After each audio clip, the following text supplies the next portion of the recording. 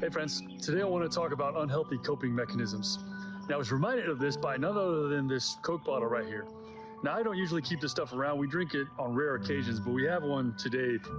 And I just noticed this label that says contains no dairy. I don't know why they saw fit to put it on here. I think everybody who drinks Coke knows that it's not going to trigger their lactose intolerance. And never mind the fact that it has ungodly amounts of sugar in it. This stuff is really terrible for you. But at least it doesn't have dairy, right? Kind of ridiculous, but in reality, that's what some people do when they're brought into a confrontational situation. I've known a lot of couples where if one of them confronts the other on something, they'll say, well, at least I don't, and pick like the absolute worst thing that you could do. And because they don't do that thing, then therefore they're not such a bad person. This is called minimizing.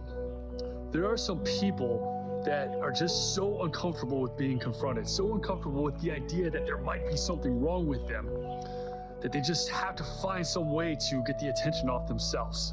And they'll minimize it by picking something that's absolutely terrible, like, cheating on somebody or absolutely abusive stuff, and say, well, because I don't do this, I'm not a bad person and I don't need to listen to what you're telling me.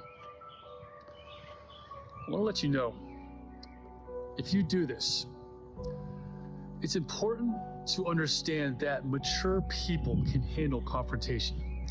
If you're in a relationship with someone that loves you, and they come to you and tell you that you need to work on something, there's a possibility that everything in you might be fighting that and trying to avoid the possibility that you're not perfect and you're not a good person.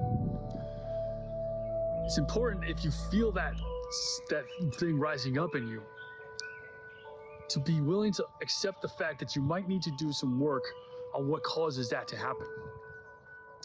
Maybe you've been put down for different parts in your life. Maybe you've been through something traumatic yourself. But when you get to a point of maturity, you can hear someone you love saying, hey, I need you to work on this. And you can say, you know what, I hear you and I'm listening.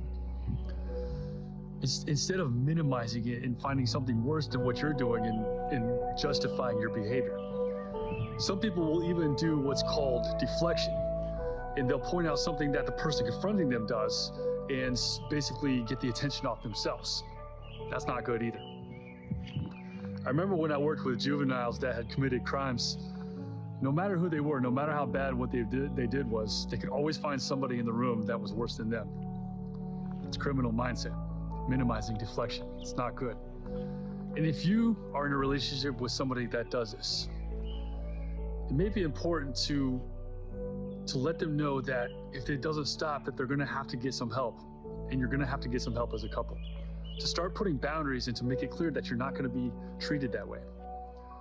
Don't be like the Coke bottle. Don't point out something that absolutely has nothing to do with who you are to get the attention off of what's really wrong with you.